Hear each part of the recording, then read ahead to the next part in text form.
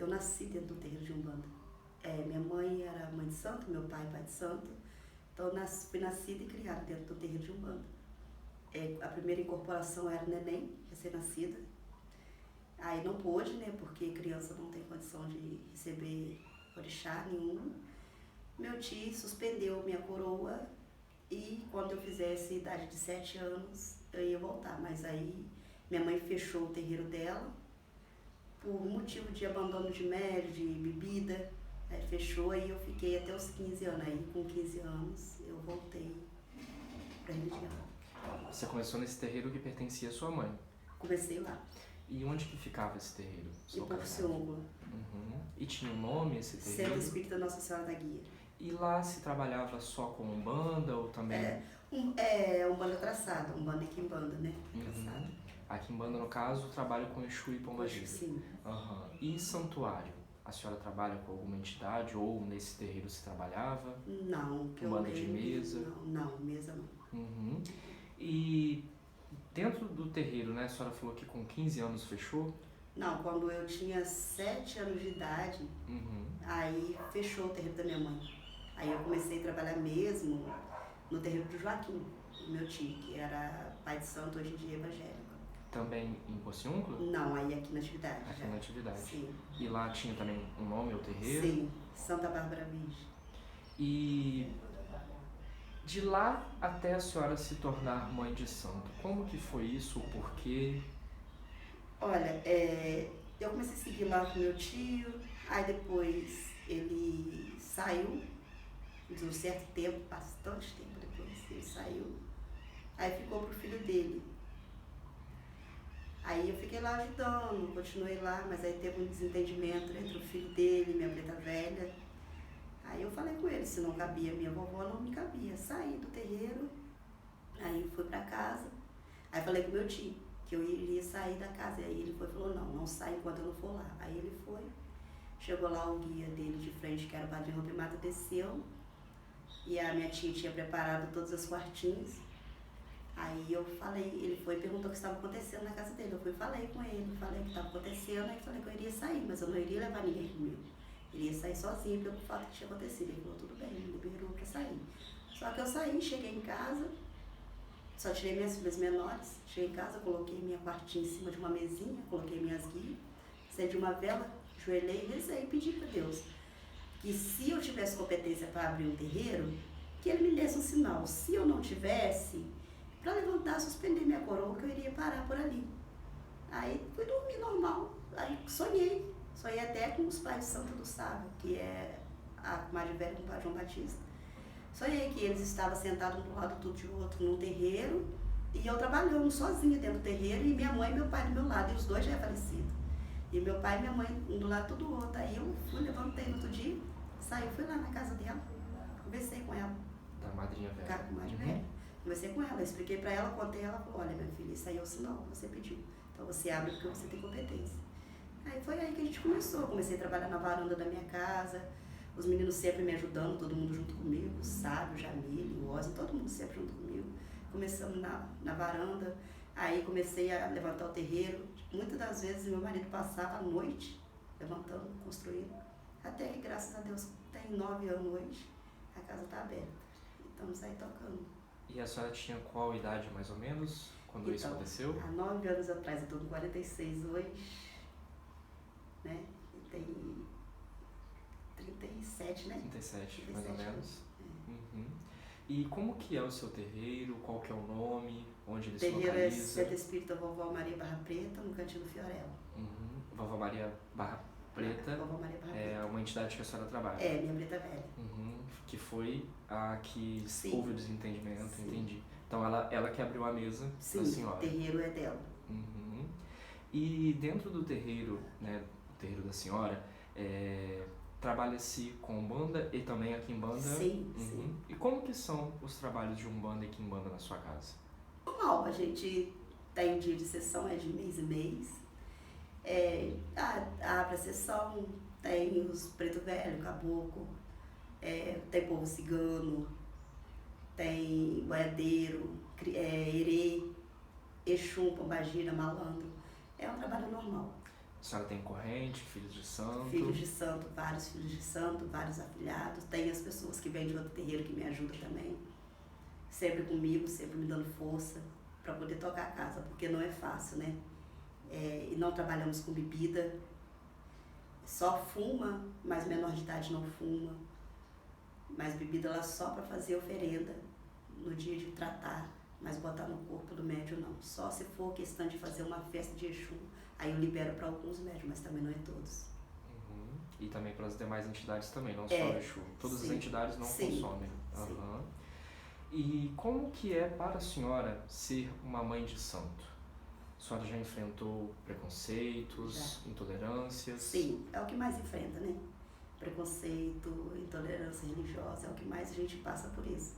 Mas a gente leva, né? Porque a nossa fé é em primeiro lugar.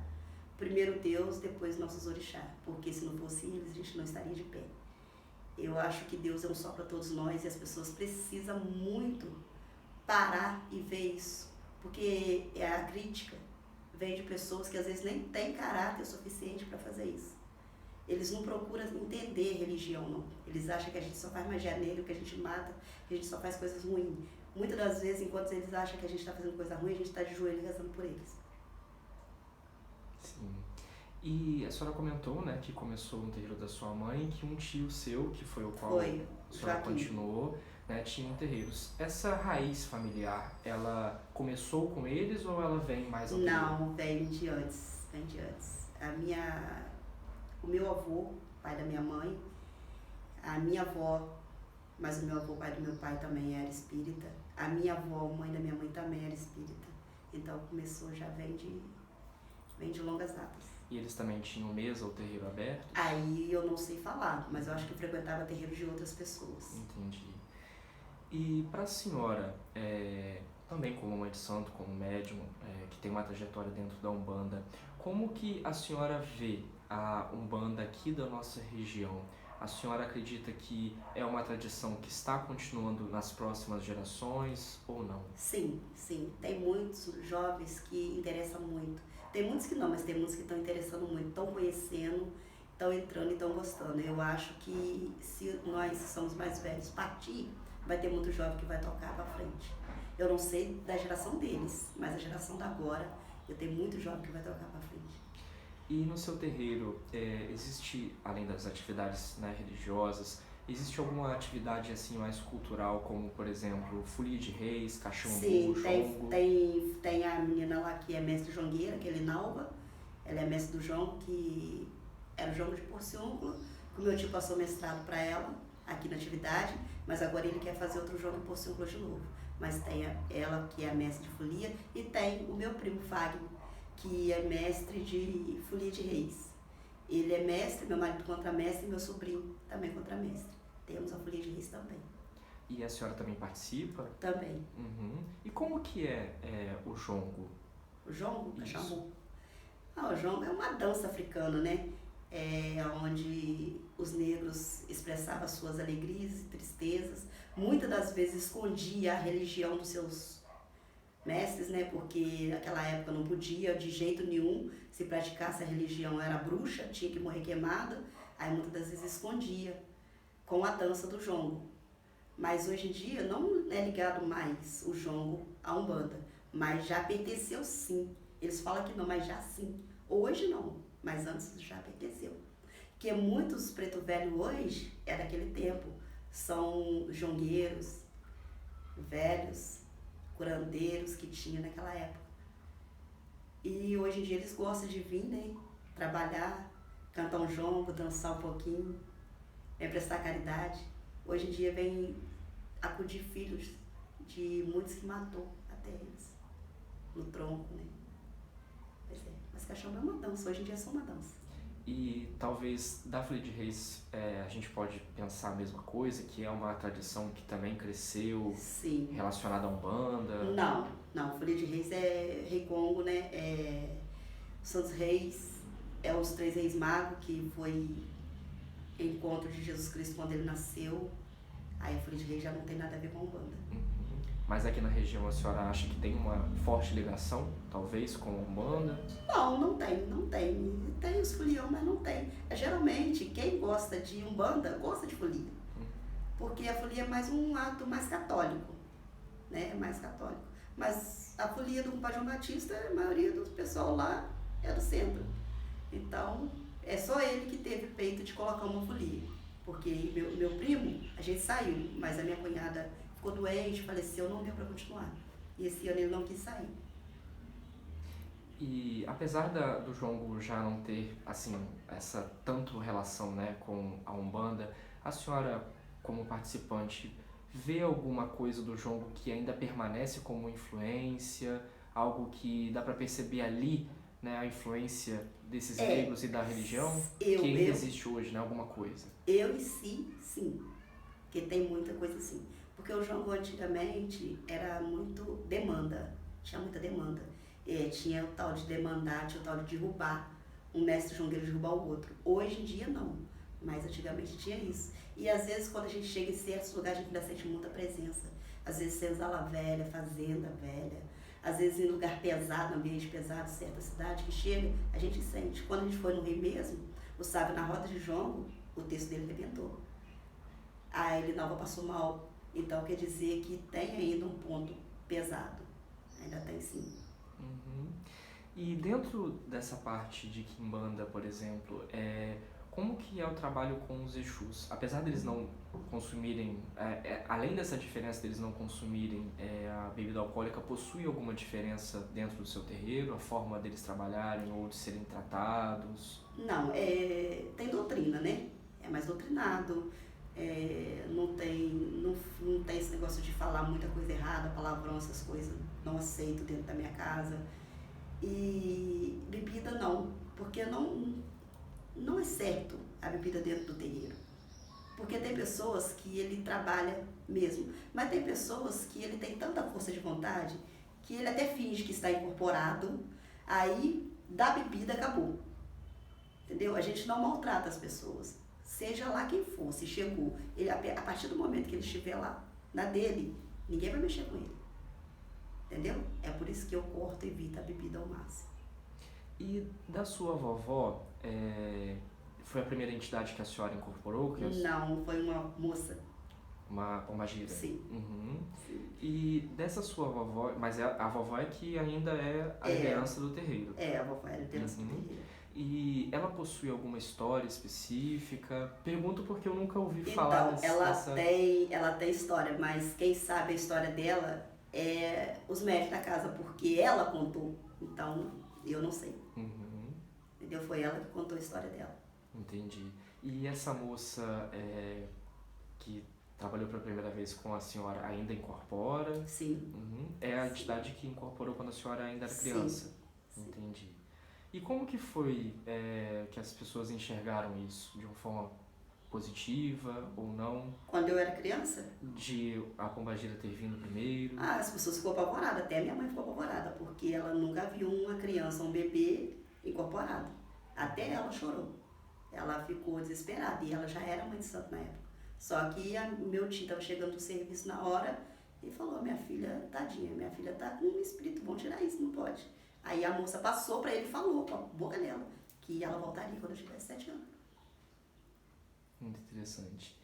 E dentro dessa tradição familiar, né, da sua mãe e do seu tio, além da raiz também do cachambu e da umbanda, eles te deram raiz de alguma outra prática ou de algum outro... Não, a raiz do cachambu e a folia de reis é do meu tio.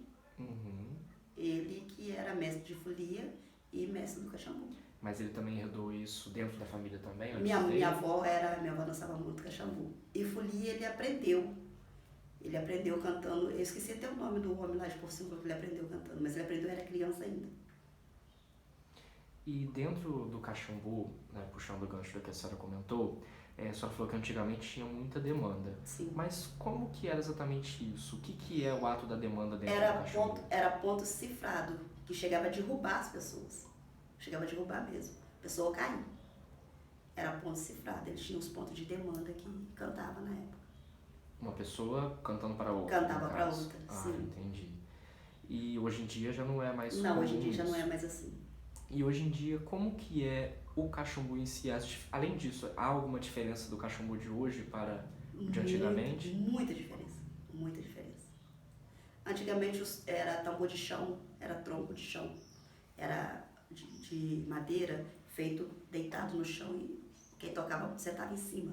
Hoje em dia já toca em pé, entendeu? Era um respeito maior, porque era de chão, que se chama pé de pau e canongueiro, são os nomes dos troncos. Mas hoje em dia se toca em pé. E além do tambor, toca-se outro instrumento no cachumbu? Não, geralmente é só os tambor. Cachumbu é só os tambor. Entendi.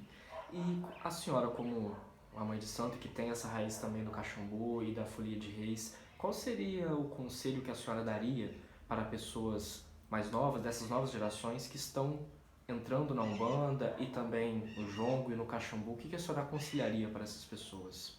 Então, eles precisam estudar, aprender, mas aprender de verdade com pessoas mais velhas. Não é aprender na internet, não é ir para o telefone, para o Google pesquisar, não. É conversar com pessoas idosas, pessoas velhas, que entendem disso. E evitar bebida, não beber, procurar fazer o preceito direitinho para poder ir no dia da sessão. E aprender um passo por vez. Não é procurar saber pai de cabeça, mãe de cabeça antes do tempo. Tudo tem hora. Madrinha, além de agradecer pelo o conselho que serve para mim também, né, gostaria de agradecer a senhora pela oportunidade. Muito obrigado por a senhora contribuir com a minha pesquisa e pela oportunidade que a senhora me deu hoje. Muito obrigado. De nada.